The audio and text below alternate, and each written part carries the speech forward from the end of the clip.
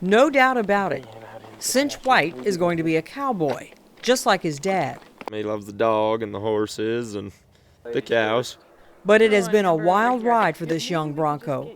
A mandatory newborn screening test at birth revealed Cinch had spinal muscular atrophy, or SMA. That was the first time I'd ever even heard the term and what it was, and so it was very scary.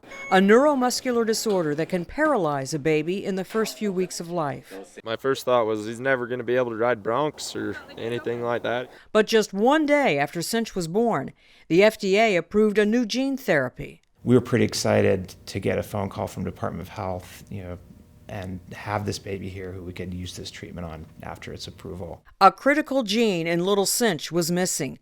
Pediatric neurologist Russell Butterfield used an infusion to deliver a virus carrying a new copy of the gene into Cinch's nerve cells. It's like a delivery truck to deliver genes to where you want them to go. What that does do is it stops the disease right where it is. Just a few years ago, most children born with SMA didn't make it to their second birthday.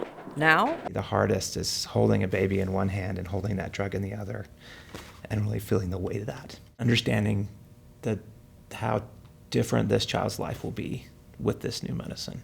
It took a lot of courage for this family to get this far.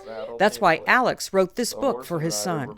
Early one morning, A true story about how real cowboys never give up. And I wanted to let him know that no matter how hard it gets, as long as he keeps going, he'll be all right. I'm Marty Salt reporting.